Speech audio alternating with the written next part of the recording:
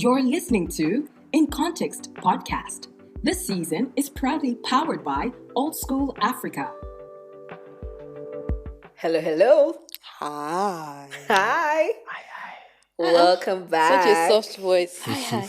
Oh, I don't believe that is a soft voice, so Oh. I think that's deceitful, but we'll get into that. We'll find out But by it's the soft. end. I mean, maybe, but you know what? Don't worry, we'll get there. We'll find But out. anyway, hi guys. Hi. Thank Welcome you back for to joining In us Context. again. Yeah. Another episode of In Context podcast. Anyone? My name is Joe, and my name is- madam over there. Oluwatoyin. As always, Oluwatoyin for short. Yeah, I already gave you guys a Is short version. Oluwatoyin short? Uh-oh. Okay. Let's stop there. I have a Okay. special guest. You know, the thing is that I'm actually supposed to do the intro, and I'll do the intro, but I have a different angle to come from. I don't know. I don't know if it's possible for us to zoom into this area Okay. on our guests clothings I didn't see these. Okay. attire. We have WTF, and I wanted to ask now, what brand is that?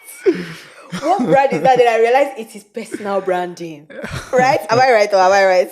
Yes, you're right. Oh, shit. Anyway, No, give us the so full- what's the T yeah. for? I know I'll mention the other part, but what's the T for? It is for Tomiwa. Oh, and I have a dear friend named Tommy. Wow, Oh, wow. cute. My Okay. brother is Tomiwa, so you know. Sure.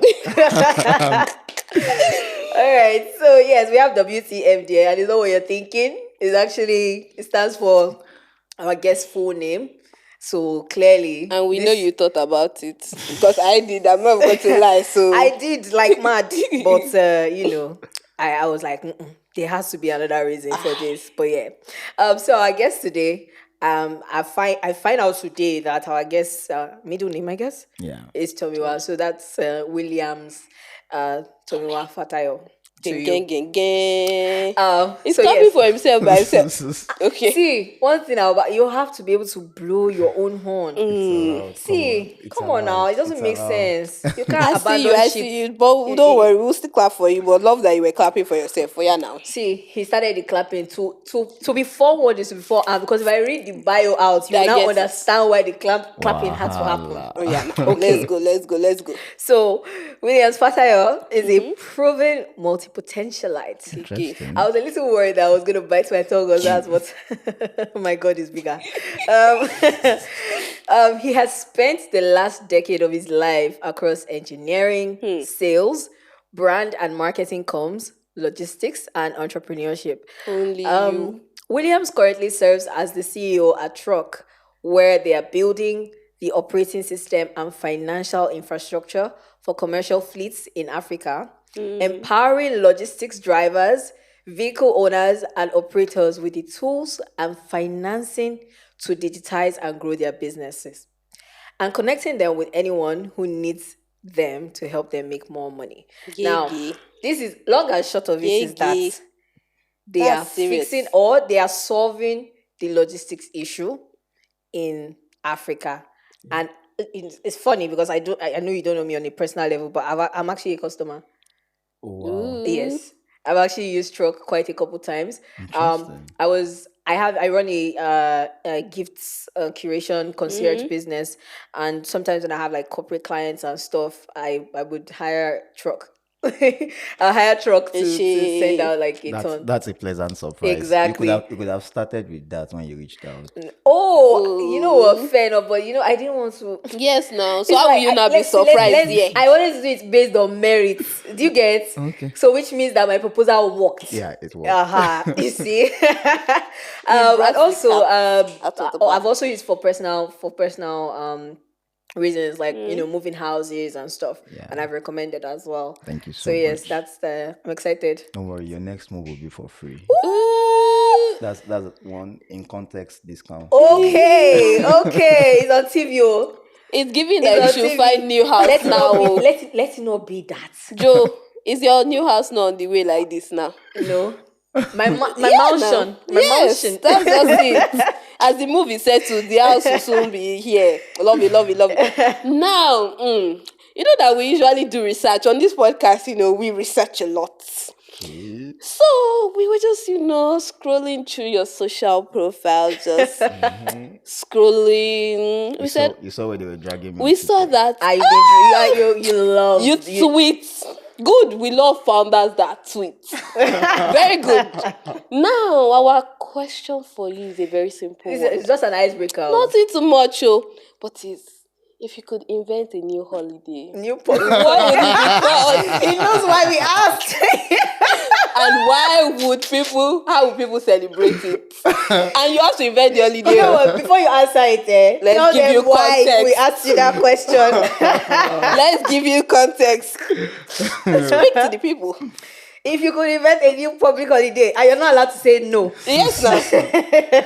So, backstory. Not so long ago, I was dragged for about 2 weeks on Twitter because I said the country is too broke for the number of holidays we get. Good. Broke people don't rest. Good. Very what? According Very to Nicki good. Minaj, broke people should never laugh. See, God. We have our own Nigerian version here. But on this podcast, you will create a new holiday for the people. Okay. Plus the ones that we have already. Yes. You cannot escape it. Hot seats like this. Yes. I hope your fingers are starting to feel warm. Yes. And how will they celebrate it? Because they will not just have holiday, they will even have celebration with it. Yes. How will you implement it in truck? Right? Wow. This is a setup. Sha. Yes. We planned for it. You don't worry. It's not by mistake. Tell us. A new holiday. Yes, no. And you have many options, though. Many. Nigeria is a very multi-religious country. No, I think if I will invent a new holiday, You know, go do it religion. won't be religion affiliated. Yeah, It'll be tell us something now. generic. Maybe World Heartbreak Day. You have to book your heart tonight, Stella. Wow, that's a shocker. Wait, you know it's funny because he didn't even say National Heartbreak Day. He's a world. It says justice for the heartbroken people. Just stay at home and mourn all of your You are so real heartbreaks. for that. Wow, I mean, you get it. I get it. But if Sha. you've not been heartbroken, please come Okay. to work. Please come to work. If you've not been Your own heartbroken. must So how will always you have- verify? Everybody cannot get holiday in his own regime. That's this plan. Make government ban down. That's it. So Okay, try and give us the one that everybody will be. You don't want people to stay at home No, that one is fine. with their family. That one is fine. If you've not been heartbroken, come to work. But if you suffered a heartbreak, have you been heartbroken? yeah, You've been heartbroken. That's why you are You will say, advocating do you for see why it your now. staff are resuming work? I'm supposed to enjoy the holiday.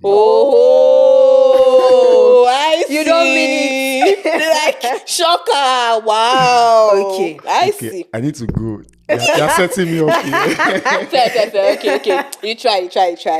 I mean, I relate to why there will be a need for that holiday. How will people celebrate it? It's also forgot that. The heartbreaker is supposed to send a gift to the heartbroken Real. on that National or World Heartbreak Day. Every year, Abi. Yes. You are so innovative. Remind them. I have to stand. WTF for president. WTR. You broke my heart, but you pay for it every year. Actually, that's the literal definition of paying for Do it. you understand? Exactly. That's good. I Thank love you it. very That's much. a good one. No? You see, and it's good at giving holidays. So now, why are you still against? I'm surprised I came up with that You just see? now. It's giving innovator. See, no, but serious question. Was it not fun thinking about holiday? Oh, Like, see the smile on your face. oh. So, no, look at the joy all over Cutting you me now. 4K, like the camera is cutting you fully. Let me tell you, the next time he tweets that, I'll just go You and go cut a just clip cut- from this No, podcast and drop it I've there. reduced all my tweets. Ew. They are revamping your public identity. No. That dragon is too much. Sorry. Okay, now let's talk about your career so far. Yes, so You've had a very diverse career, right? How did you start out? Because when I was reading your bio, I was just like, so many places, man. You talked about sales, marketing. I know that sales is a core function of being a CEO. Yeah. I understand that. But there's marketing. The niche or the industry you're currently like really focused on is logistics. Like this potpourri of experiences. How did we get here? Okay. So back in my finals in school, I tried to launch a company. We built the solution before we discovered that there was no customer for it. Ah, So it's packed happens. up shop. Real. But by the time I was leaving school with a resolve to go learn and then give it another shot. About 8 days after my finals, I resumed with a multinational. It's a tech multinational of Drop some names sort. now. Wow. Give us tea Tell now. Why are you us doing like this? now. I resumed with Microsoft Nigeria. Oh, why you were trying to do tell us. I resumed on first it was a user adoption role, then it evolved into a sales role, and I enjoyed a bit of that. And I got bored of it at some point, curious, because I think what it was I had fragments of things that I knew I needed to learn before I could give it another shot. So the next thing that I wanted to do was, now I know how to sell offline. Yeah.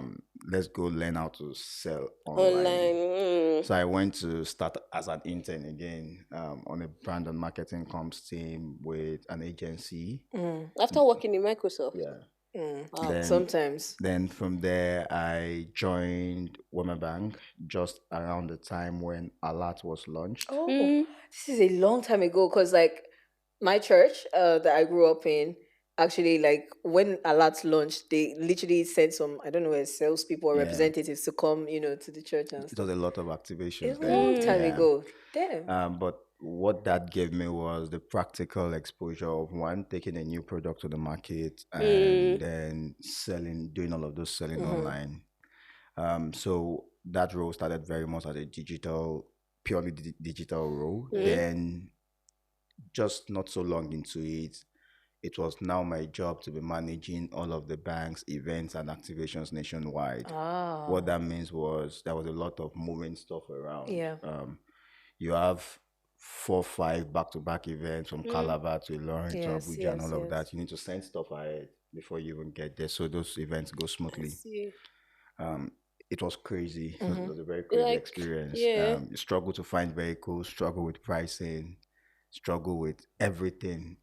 Driver will load, disappear, then you send another vehicle. The second vehicle will get there first before the one that left prior. So it was a very shitty experience. But all of that was now what led me to sort of dig into what exactly is the problem there, because the vehicles are out there, so why don't I get them when I need them? So what we started with was building a platform that connects anyone with logistic needs to the closest vehicle, and all of that, and that picked up pretty fast. Sorry. That's you. And that was how I transitioned from brand and marketing comms into logistics. Right. Immediately it launched. I was still at Women Bank when it launched. Immediately it picked up. I resigned, went to a proper fintech that was just about launching. Okay, so people had done all of the groundwork at Alert before I got there. Now I want to take one to the market as the head of the marketing team. Oh, okay. So I joined that fintech as the head of the marketing team. Got it to launch, got it to about 150K in MRR. Okay. And then I think in the middle of all of that, the management saw TruQ on my LinkedIn, said no employees allowed to have a side hustle. Right. So I had to choose between their job or my company. They gave me about a month to think about it. I resigned that same day.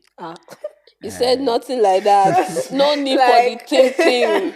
I No resigned that need. same day, and it's been 5 years running now doing TruQ, and I've not looked back ever since. So you were so confident that TruQ He would take clearly was. I think He must have said WTF when they told him that. I wouldn't say. I wouldn't That's say. a good one. Sorry, I just had to speak it. That's a good one. I wouldn't say I was absolutely sure, but what's the worst that could happen? Yeah, what's the worst that could happen? Yeah. I think that was the ginger. At least the worst has not happened yet, so we still You're still here. You're still here. You're still That here. makes sense. Look, I'm such a fan of the journey because wow, like You know, one thing that really stands out to me is his willingness to go back to the basics. Yeah, like oh yeah, I've that's been, insane. sipping coffee in like this big fancy office, but man, I'm noticing that I have a skill gap here or maybe a knowledge gap here. I'm willing to go and sit down in a kiosk Yeah. in the sun and go and understudy that. I think it's because you so had cool. an idea, like already from the failure of the first one in school. You already knew that I need to plug this. That's so cool. But like you said, a number of places that you've worked in and stuff like that. What's the longest you've stayed at a company? About 2-3 years. Like 3 years max. Yeah, just a little over 2 years. Not Where was this one? I think I spent my longest time at Wema Bank.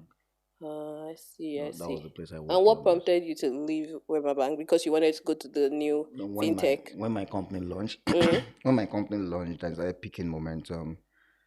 That was go-to-market experiences, practical ones that I needed, and I could go gamble with it with my own business, but I just thought if I could find something that is yet to hit the market and then work with them to get into the market. You decided to use them as your experiment, the guinea pig. And it worked. Fair enough. It worked well for both of us. Fair enough. That was a gamble, but you try. Fair enough. So now, you're already a founder. You have opened your own company. I think so. What do you mean? Please and please. 5 years. I don't get it. Actually, not even just a founder, a 2-time founder, according to the story. Yeah. 5 years. You say you didn't think so. Will you count that first one? No, yes. Okay. You must count your wins as well, or your successes as well as your failures. It all adds up. Fair enough. Philosopher. See, let me tell you. You must count your things. Some of us are wise. Let me not talk too much. Fair.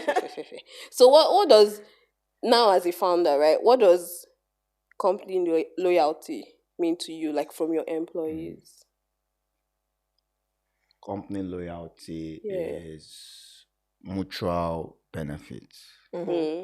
I am rubbing your back, you're rubbing mine. And by rubbing both our backs, it's not about the payroll or the salaries. It's about, there's a vision that the business needs to achieve that I'm helping it fulfill. Okay. There's a personal ambition that I have for myself outside of the job or job title that the business is fueling silently or either directly or indirectly.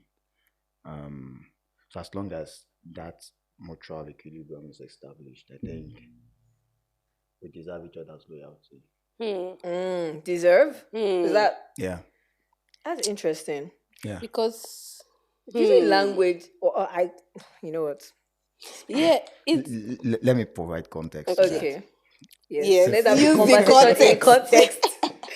So when TruQ was still an idea on paper, my line manager or my departmental boss then was very aware of it. And Funlayo would always buy me books to read on when you're launching a business. She would introduce me to senior managers within our network that have been there, done that. Talk to this, my boy. He's thinking about something and all of that. Throughout that period, even till today, if Funlayo tells me jump, I will ask her how I. By the time I was going to leave, she understood that the practical experiences that you need to make this thing work, you can get here. We are a big company where to get an approval for one new feature will take bureaucracy. Will take like 3-6 months. First, it needs to go to legal, go to compliance, go to internal control, and all of that. And the whole flex of a startup is to move fast. So she just wanted me. She supported the whole idea of you can get some really practical experience somewhere else and all of that. And even after sorry. And even after I stopped working with her, she was still fueling my journey in ways that you can't imagine. So I don't know. She might not think she deserves my loyalty, but I think she does. till tomorrow. I'm still a boy till tomorrow. Because she poured so much into Make you. truck IPO say I'm still from Lions. I'm still from Lions boy. You see the way you drop it like that, like there maybe very soon there's plan for truck to IPO. It's called hinting. Just drop it. Sorry, you can actually just look at this camera and just wink. Anyway, we'll have the picture of this so that when you people go to IPO, we'll just know that we were there. I was there. Right before it Foundational happened. You get witness. You guys edit first. Okay. yes. So, what would you say are some key indicators that show that a company deserves loyalty from its employees? Yeah. You know, and also I want you to kind of look at it as a two-edged question. So you can give us that and also give us some red flags that should help an employee, see, calculate the risk of, dying on the line for this company. I know that as a founder, you want to be diplomatic, but you've worked for people. That's why we started with your experience. So that's why we started. Try and flip. Okay, wear shoe of employee on one leg and wear shoe of employer on another leg. Answer the question. Okay. So before I go into this question, I think the previous one I only spoke about why I think my former employer deserved my loyalty. But I think when Alert needed to really break into campuses, I built what we call Alert on Campus store of some sorts, taking the brand across several campuses. It shot up acquisition in multiple folds. And it really drove all of the numbers that the business needed.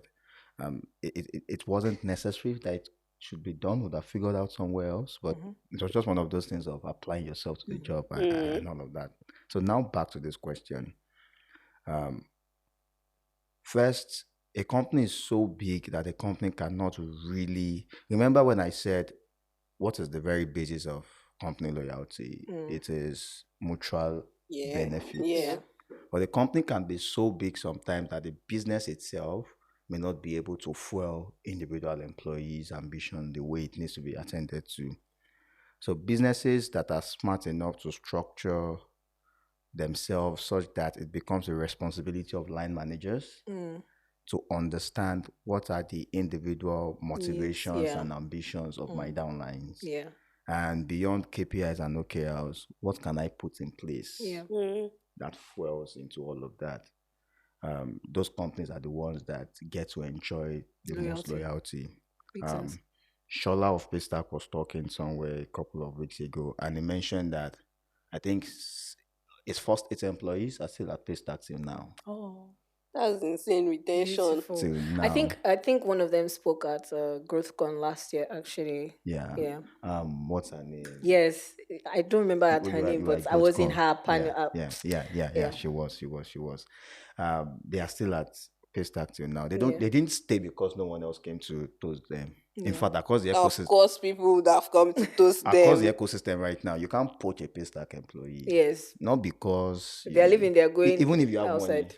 Even if you have money, you can't poach a Paystack Like, where are they going to after Paystack in exactly. Nigeria? Yeah. So first, it's the business setting up itself and enabling its line managers to really, really help it execute on this.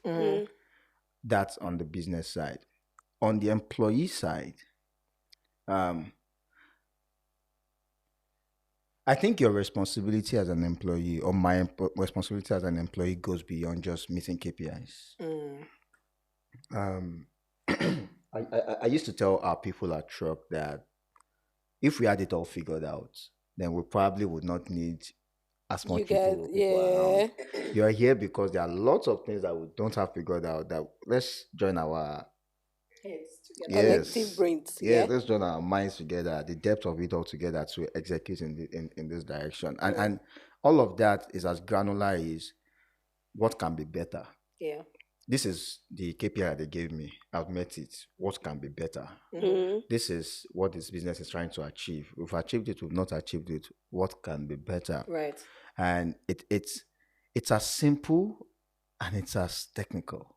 But in this between both sides of this divide, if things are done properly, if things are done as intentionally as they need to be done, I think there's nothing that would say we should not be able to stick with each other for the long haul.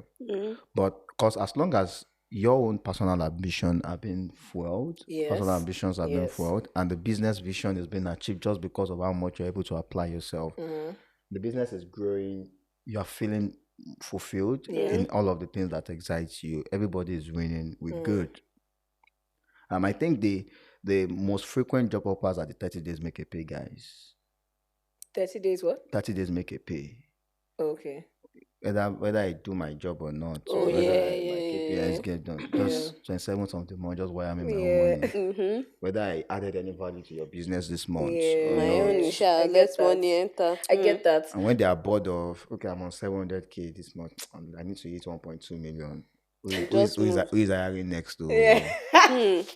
So now, sometimes you get there, they're supposed to promote me in 2 months and I'll be on 1.5. So if you want to hire me, you need to either match that or just tell stories around. And but yeah, it is what it is. Okay. But, okay, I think you've answered the question, even though it wasn't like too on the nose. But by saying that one of the really important things to look out for is mutual benefits in terms of I, as an employee, should be looking out for what does growth look like for me here. On the flip side, it implies that if I don't see that pathway, then it's a valid conversation to have as to whether I should be exiting this place or not. Yes.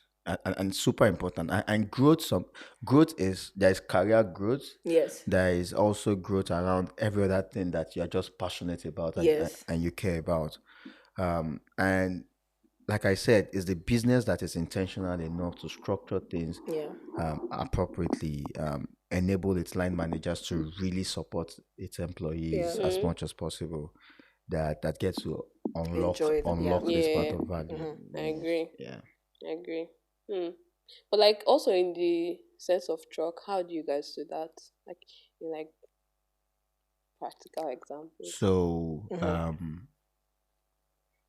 I have about 6 different managers across engineering, sales and revenue, growth, business operations, across board. I lead one of those divisions. Okay. But I think our engineering team has been like the most, if I'm going to score them around this, our engineering team has been on like a 90-95%. Oh, wow. Michael leads that team. I saw the version of some engineering talent that came into TruQ. I was involved in most of those hiring processes. And then years down the line, I see The difference. what some of those guys look like now. That Michael would always tell me that, these people are now bad. These people are now bad. Like, they have evolved not just as engineers, but how it's easy for an engineer to say, I'm just here to write the code. But for an engineer to look at, okay, this feature is coming, or we have all of these features, or we have all of these things in the pipeline. How does it change the game for us based on what we know that the business vision is? That kind of well-rounded thought process to doing your engineering work. I'm grateful for a lot of those guys. Some of them have been here for 3. We didn't start hiring until we didn't start hiring that much until early 2021 or late 2021, in 2022. And there are guys that have been here since. Those first crop of guys that are still there till now, evolved in their individuality and in their core skill sets. And it's just beautiful to see. Guys that started just writing 1 or 2 languages, and now they're so vast. Guys that thought, okay, this is what I do, but this is where I see myself in 3 to 5 years. And their line manager have been able to sort of fuel all of that. And 5 years down the line or 3 years down the line, they're actually a version of what they imagined 10 years ago for themselves. I think it's really beautiful. On the growth side, there's a guy on our marketing team called Samuel. That guy was just a visual designer when he came in. Now I think he's now a one-man agency. If you understand what that means. Yeah, Is the that, skill sets. is that badass? And I think that's one of those things that being in a startup just gives you. It helps you apply yourself and test a lot of things yourself. Actually. So I won't sit here and tell you it's perfect. Yeah. Still a work in progress, but I think we are getting a lot of things right. Yeah. We definitely are. I definitely can say that I have benefited from a line manager being truly invested in me as a person versus just like you on the job. Very important. It was I took my one-on-one seriously. I feel like I don't know whether it's a chicken and egg situation, because I don't know if it was because my line manager was just genuinely curious that I was then invested, or if it was because I was excited about an opportunity to talk to my line manager that my maybe line manager then got curious about me. But I remember that the meetings will often start off with, "Oh, how are you?" Because typically it's the line manager that's is asking the questions in the beginning, and he'll be like, "How's your week been?" Blah blah blah, and I will talk, and then next thing I'll be like, "Yeah, but forget about me. Tell me how you've been too." Right? And there was a rapport that was built, and this is the story of how I actually moved into marketing. Right? I started off at PiggyVest in support, actually, and then somewhere along the line I moved to customer finance, and then I was there for about 6 months, and it was in the time where I was in finance that like my new manager was just like amazing, right?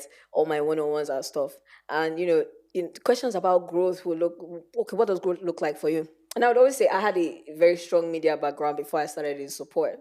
But after NYSC now, it's like, these people want to pay me this amount. Like, they want to give me a job. Sure, let's start from here first. I don't want to be without a job. Like, I didn't even wait a bit. I didn't miss a bit. Passed out, went straight to, start working, right? But when you're asking me questions, I'm like, look at my trajectory, right? It's been intentional. Through university, I was consistently, doing internships at Channels TV, Galaxy, like all of these places, right? So that foundation was there. Exactly. So I kept saying, if there's an opportunity for me to do media work, then I will. But if I don't know that there's an opportunity here in the company, I'm not gonna lie to you. When I see it, I'm out. Like, do you get? And I used to have that conversation, and so my line manager would say, okay, let's see, like, if there's anything that opens up within marketing, because that's where you get to express media and creativity in that sense, right? I will let you know. And really, that was it. It was like an overnight thing.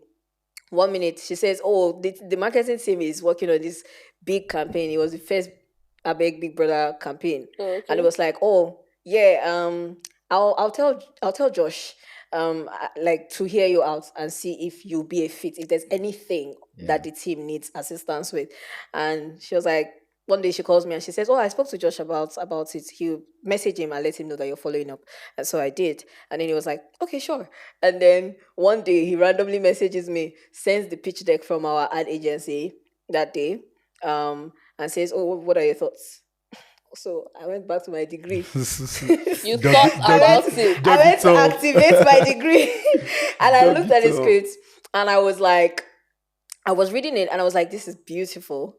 But I just had one question. I think I had two questions, but I think a really important one that stuck out to Josh was I had asked him, I flagged something in the script. It was something about PiggyVest being like a accountability partner.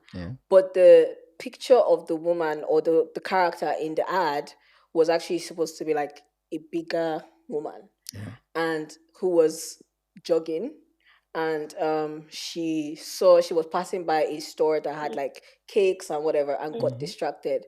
And so like there was this like thing, like character that then kind of like took our attention back, like, focus, we have to. And I was like, great idea, sounds good, but I think this could be potentially a social media nightmare. Because people that are big, it's not just an indisciplined thing. Do you get? It's not just like, some people have PCOS. Some people are just full of like big boned, like so many factors. And I said, this is a valid scenario that could really happen in real life, but because this is a presentation of what you think Piggy versus doing, there's a question. And social media conversations, the context is always expanded on social media beyond the scope of what you were trying to discuss. Right. And so I was like, are we sure about that? And honestly, it was such a, like, that was it. So initially it was just, you volunteer with the marketing team. Once I said my feedback, Josh was like, wait, where do you say you work? What are you doing on the finance team? Like, he was like, what are you doing on the finance team? Love it. And I was like, because I remember, I actually, this is me. I was like, Josh, do you remember that time that we were having a meeting last year and you were saying you guys were working on an ad? I was telling you that you should include me. He was like, when? I don't remember. Anyway, I'm coming back. Let me get to Odun. And then he called Odun. And then he explained to Odun that, like, I think, like, I would want Joanna to work on this campaign with us, seriously, like, not just like as a volunteer, your extra time type thing. Let's see what we can get. And honestly, it's very funny, but really at the end of it, like, it sounds silly, but Josh point blank told me we need someone that will make our our media messages woke compliant. And I know it sounds silly, but it's important. Woke compliance is actually a thing. It's a very big thing because it is it important. can catch fire at any point. Like, social media is so volatile. So that was the story of how I kind of like ended up in marketing without even intending to. But like, because of a good manager that listened to you. I was able to say my name where, an opportunity opened up. It does make Again, sense. completely out. Well, you would see why you would tune towards that person and you want to stay in that company, because you know that at the core of your mind, at the back of your mind, you can already tell that they're listening to you and they're trying to get the best and that from you. As soon as you make a compelling case, they are willing to, like, if there's an opportunity, they will like, they'll open that door for you. And there are different points for those conversations to happen. In your case, it happens while you were already in the business. But I think the biggest time for you to establish this is during the interview process. Most of us think of interview processes, I'm just trying to get the highest pay possible, and all of that. But it's also a bit of establishing, this is where I'm going. Can you help me get there or not? That's such a practical thing. This is where I'm going to. How will you help me get there? Not just the entire conversation, not just the conversation about how much will you pay me, how much do you want, how much will you, and negotiating on salaries. I think your biggest win in a business is less about your take home per month, but how it helps you on the long term. Your career how journey, does it get you to where you need to get to? If you have both, you're good. Everybody wins. I mean, I agree. I do think, though, that for people who live in such a capitalist environment, I think conversations around prioritizing money can be a little bit pretentious. Just a little bit. Because some people I understand what you're saying about, like, like, can the company meet your bottom line? It's just like, sometimes someone just knows that, like, nothing in 9 to 5 lifestyle can meet my own personal bottom line. Do you get? So the only thing I can optimize for, like, you hear people say this, I just want to stack up money so I can live the life I actually want afterwards. And so sometimes that's what they choose to optimize for. That is what is meaningful for the lives that they want to live, right? So that, I guess, from there you can kind of draw a sort of perspective on the cases people make for job hopping. But anyway, before we go there, you don't jump to the job hop. Relax. Okay, so we're going to go into more icebreakers, because you must laugh with us now. Yes. See, have I not been making you laugh? Sorry, I'm committed to getting every guest on this show to say women are funny. So say it. He has said it now. Did not say it. No, it's not. I'll say it at the end of the podcast. No, you scam. Oh my God. Founder. No, say it now. Say it now. I'm saying this under duress. We go cut that first part. But women are funny. Thank you. Look at the laughter. Very honest. See how radiant. We'll cut out that first part, chat. That's what we need to tell you. So it's just rapid fire. Tell us quick. You're not allowed to think about just as they say it, as the spirit leads. Pick. But I want to give you small suspense. So that's pensive music. It's not that deep. It's never that deep. Okay. Yeah. Work alone or work in a team? Your ideal environment? Work in a team. Team. Okay. That's us too, right? Yes, no. Yeah, two of us. Always. Always. Spotify or YouTube Music? YouTube Music. You're fast, though. You're rapid, though. Watch a game at home or in the stadium? In the stadium. Why? Tell us. Why? You don't want to watch at home with your family? No, in the stadium with family now. How are you doing that? Can you see all the angles from the stadium? It's just more exciting. Fair. I'm just giving you a hard time because obviously you want to watch in the stadium. Do you often go to watch a game here in Lagos? Yeah, Sporting Sporting. Lagos. I knew. Actually, when they said you go to Sporting, I was like, let me not ask the question before you say no, and then to not be like, but Shout out to Sporting Lagos. shout out. See us now. See us in camera. We'll be next season. We'll come out. Okay. Let me just keep quiet. Sneakers or shoes? Sneakers. Really? That's surprising to me. I'd have thought you'd pick shoes. Okay. I wear shoes out of necessity. Really? Let me just. Can I tell them? When he came, he was like, I saw him with his slippers, and then he was like, do you need me to wear shoes? I was like, oh no, you're good with your slippers. He was like, yeah, because my shoes are in the car. In case you need it. So I was like, don't stress yourself. Slippers is fine. Okay. So night or morning sprint? Night sprint. Night. A night owl. Yeah. Going all the way into the night. So, like, what are your... Okay, sprint. Okay, sorry. Do you know that I've entered TGIF mode. I went back. So they say, what are your favorite spots to hang out? Sprint. These babes. Allow. But as you're about to say it now, But are you an outside person? Yeah.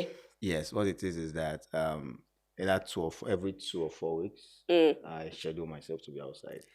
Oh, it's true. I saw was it your story today that you guys gave yourself a challenge not to go out every Friday? Won't go out for the next 4 weeks. So Is the schedule for me? It's go hard for about 2-4 weeks, then just find one day to go ball. Go hard for another 4 weeks, then go ball once and all of that. It's fun. That's nice. This, love it. This is a founder's idea of work-life balance. Work-life balance. They are scheduling it. 1 day of fun for like 50 days of hardship. It is what it is. Well, they chose the life. This is the life they chose. That's right. Playlist or podcast, and there's only one answer in this. Gone. Podcast. Under duress. Good. What do you... Stop adding that part. Okay, give your honest answer. She looks like she will shoot me. Me, I actually heard you gun up. Do you understand? I was conscious of like making gun sign. Now I know put them up. I didn't mean I know now. I didn't mean I know you now. Okay, but what's your real answer, Drew? I do podcast in the car or when I'm trying to sort of engage my brain. While I'm not engaging my brain. Okay. Yeah. So podcasts just go register information in your subconscious and all of that. So that brings me to my next question. Actually, this question I had before the rapid fire segment. But I was saying that different people have different things they want out of life, right? And I think that it's a little bit disingenuous to act like people who want to optimize for financial growth above anything else in their career journey is I don't know. I think it's a bit problematic. I don't know if it's problematic, but it's just like, are you really saying you don't know why that's what some people are optimizing for? You get? So for me, I want to talk about, there's actually a tweet. Let me pull this tweet up for you. So this guy, his handle is actually the Job Father. And he did a thread about how he actually advocates for job hopping. He says, as a job hopper, I was never afraid of an interview asking me about my job hopping. I actually looked forward to it. I always had to prepare myself for how to answer questions as to why I did. And then he goes on to explain, how provide a script for answering that question. And which means that I think the table is divided on this, where, for some people, it seems like it's more beneficial than anything else. And then for some other people, it seems like the conversation is Staying loyal. Yes, it's just like if at a point it starts to feel like, do employers think that they are entitled to employees' loyalty because chasing after money is just not as noble Yeah. Do you get what I'm saying? And I want to hear your cost perspective on that. Are you laughing because you are guilty? Do you want me to be honest? No, yes, Or please. do you want Please me be to avoid honest. dragging? Be honest. See, no worry, nobody will drag you. We'll post it on YouTube. Okay. You are giving that assurance. But honestly, the best policy. Don't go me outside though, but just nobody go will drag with you. honesty. Go with honesty. So, to each their own, right? Yeah. If money is what Drives excites you, yeah. if money is what drives you, then it's all right. Mm. And it's also important that you disclose all of this personal motivation. They are giving me a job now. I can wake up in 6 months' time and tell you I'm going somewhere else. I should tell the employer. Yes. That is not what the job father says. That's where I draw the line, right? Because at the beginning of the year, we go to company retreat, we sit down and say, this is what we need to achieve this year. Every division breaks it down into, this is my part to help us achieve it. I used to ask my managers every year at the beginning of our management retreat that, if somebody toasting you right now, you might leave this year, please let me know. Like, please let me know.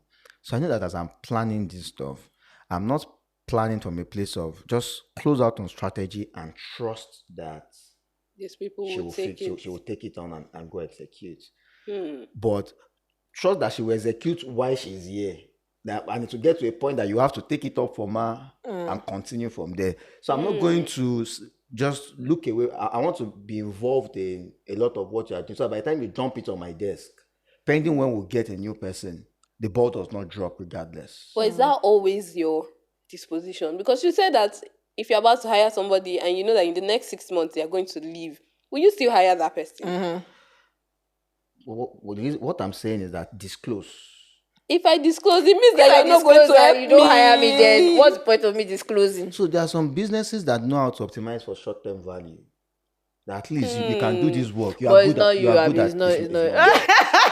It's like he's not having it. It's not me. And it's important from a place of, if you want to job up, please go and work with multinationals or established companies. They won't feel it when you leave.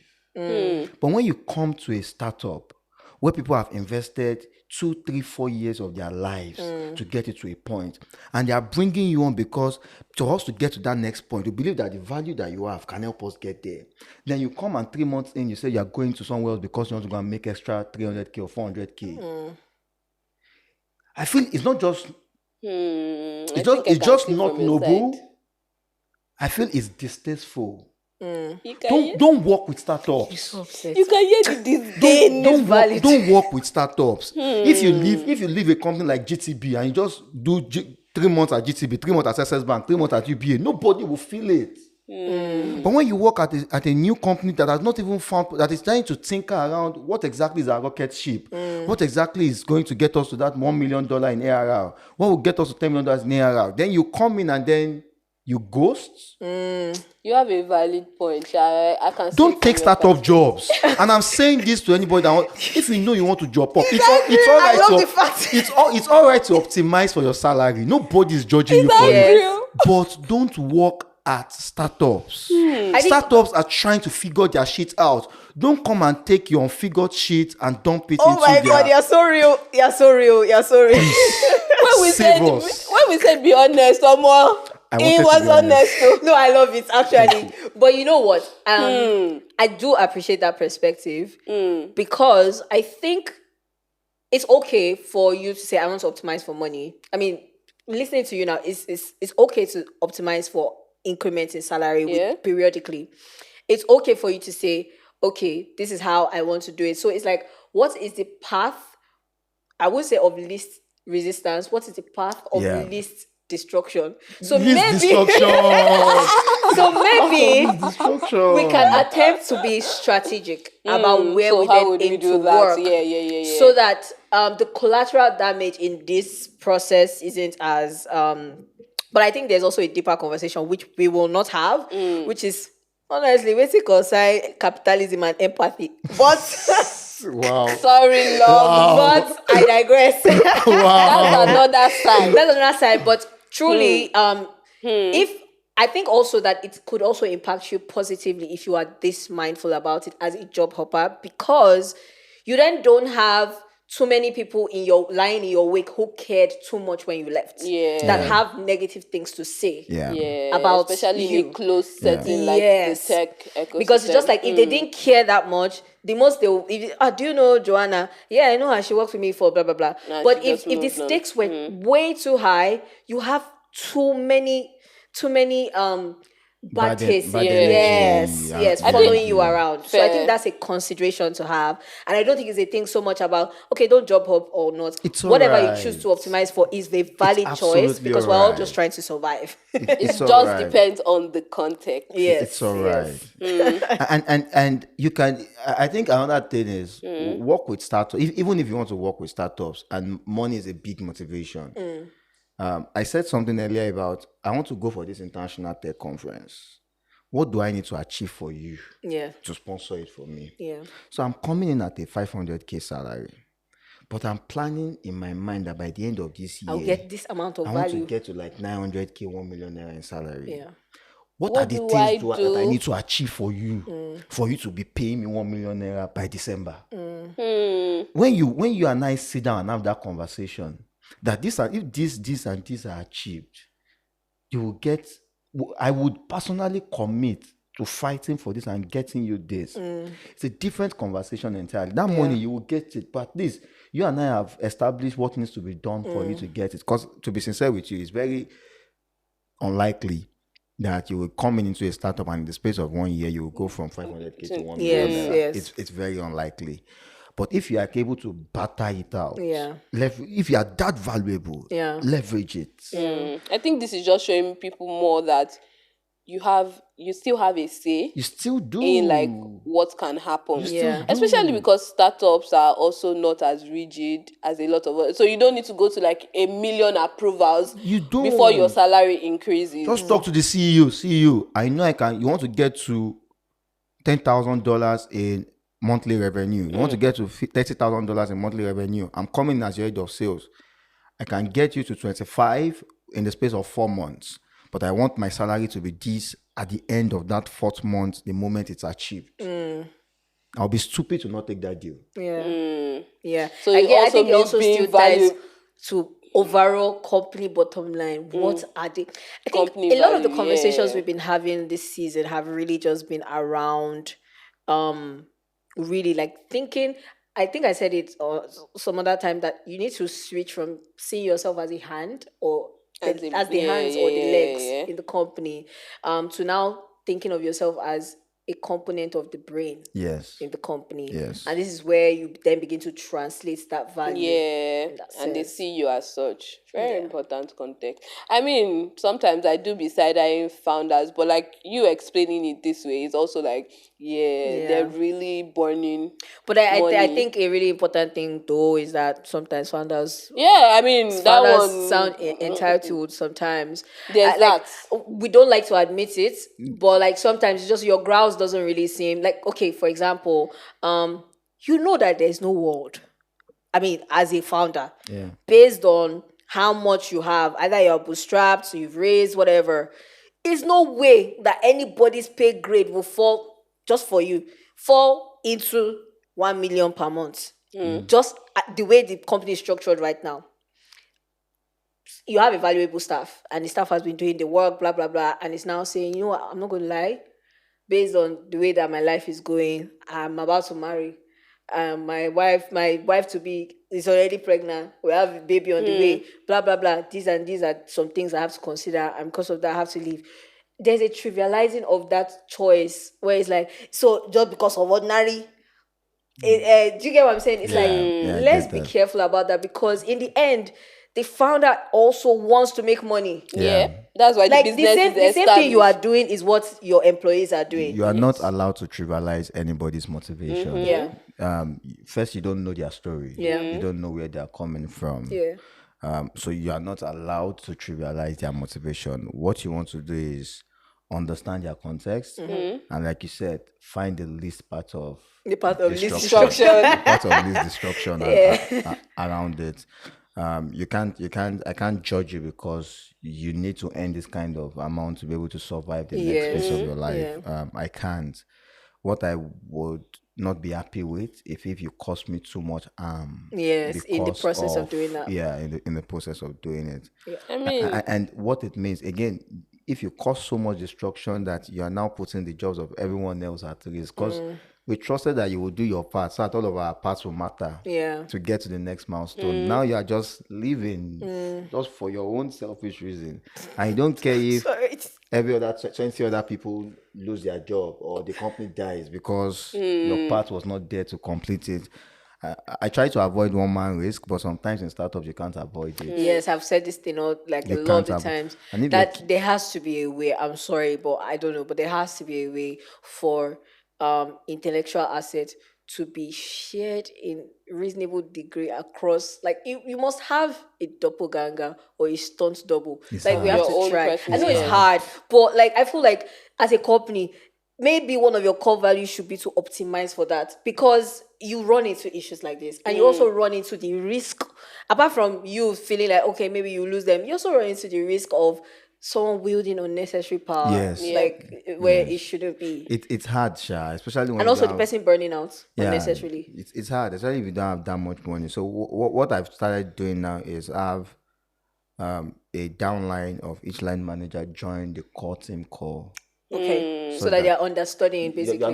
You might not even have to say anything, but Just when you understand how your line manager is having conversations Yes, across several things, you begin to understudy and all of Yes, that. And kind of it gives that downline a perspective, such that when the line manager is maybe down sick or last to leave or anything, might not be at the same level, but you can still plug and play and all of that. Yeah. What I'm hearing in this conversation is that, like, on both sides, so both the employee and the founder side and the employer side, is that there needs to be a lot more empathy around the whole job hopping or company loyalty. Yes. Like, people have valid reasons on both sides. Yes. So yeah, fair The issue is enough. that employees think they are the only ones that deserve empathy, and this one is just a company.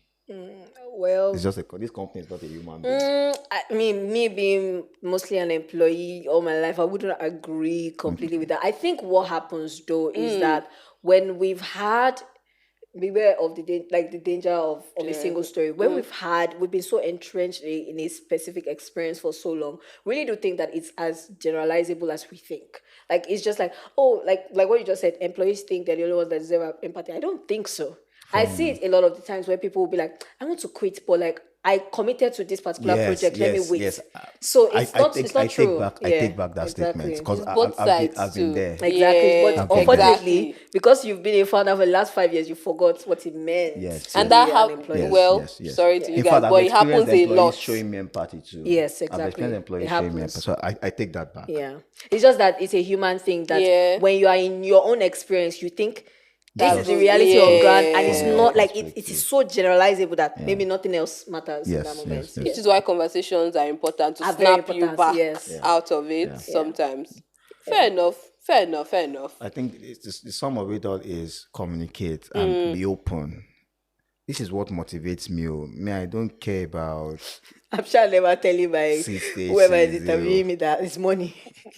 Although it's money. Bro, HR literally tells you don't say that. I beg you. Don't say that. How you say Or if you know it's your motivation, please don't take startup There's a jobs. script actually. I don't know. Maybe when we post this video, Don't take startup jobs. Oh my god. Thank you. Sorry. So we are neither here nor there. But I think what we can do is that in the description, like when we post this video, we should put a link for the job hoppers. just in case you need a Take little push. William's advice. Optimize for companies that will not feel your absence when you go, and then now use the scripts from this job man. Yeah, What's to his name? help Easy yourself, for just in them. case The you need job to. partner. Because them. also, In case you need to- yes. they're not I don't want to say there are not a lot of companies, but you can't always expect that all companies will give optimizing to help their employees achieve That's what you need their to own figure. That's what personal. you need to So figure out during before the then, interview process. so before then, No, if they need to job up, sometimes we've been bamboozled now. you enter the system. It's just like also being bamboozled by an employee who performed really, really well in the interview phase, and you're just like, okay. No, be waiting cover. Wow, you can speak English, oh. See, when you asked me how we model this stuff at TruQ, I gave you names of people Yeah. that across several scenarios. You can it's within your right during interview. I would like to speak to my line manager, 1 or 2 employees here that have evolved around this experience. I like the way you are talking about this thing, but it's because you seem level-headed as a founder. Not everybody's going to accept that I should go.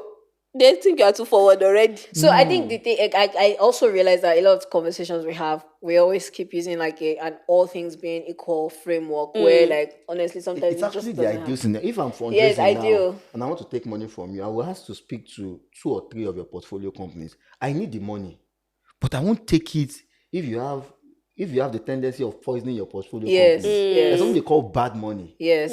When you fundraise. Yeah. So the money is there. I need this money. I have visualization of the money. It's there. But I still want to talk to 1 or 2. Just to What's see. this investor like? Yes. Will this investor frustrate your life? Yes. I should know how to run. Yes. I'm going to look for the money somewhere else. I think it's how you have the conversation. And if you then talk to an HR person or a CEO that I would like to speak to 1 or 2 of your employees to understand what your workspace look like, and they tell you no, red flag. Yes. You already know from the You are seeing it from the outside. It's you that you still decided to put your neck inside. Well, I guess it. I'm not making I'm not advocating for people like that, but sometimes things do be tough. So at the same time, I get why people might also avoid it. just move. You see that we are all lying to ourselves. All things. I'm powerful from our In an ideal scenario, you already know what you know to the do. right so thing to it's do. like more information. And if we're honest with ourselves, we know when our employers are level-headed, they're reasonable. We know when our staff also are reasonable and stuff. And so we can always apply that grace and that deserved respect, actually. And one thing that people also do not realize is that if you show that you are invested in your employee, they will always return it back. People are not stupid. People are not heartless. Yes. But you already showed that. You made a tweet about that, so don't worry. I see your tweet. You already showed that. You made a tweet about that, sometimes. So, So, yes. I spent a lot of time on my Twitter timeline. You know what? Research. I cannot confirm or deny those allegations. It's research. Wow. I can neither confirm nor deny. Wow. Okay. But I mean, that's the work now. It's our work. Love it. I mean, don't you think it was worth it? Did you not help you? Love it. Did you not create a holiday? Love it. You see now. And you know what? If I see you tweet, I've said it again. If you tweet against holiday, We could just cut that part out. Cut in 4K. Chakam. Never again. Never again. Don't worry. Never again. Interesting. This has been a beautiful, beautiful conversation. Yes. I think there has been a lot of context. Again, my head's always busting every time I use the name, but there has been a lot of context, and I think that's really nice. Yeah. Before you go, now that we've talked about some areas where you can understand job hopping and company loyalty, we also have a guide on how to move to the next level in your career. So you can check out that guide. It's called Career in Context, and it helps you map out your next journey. So please check that out.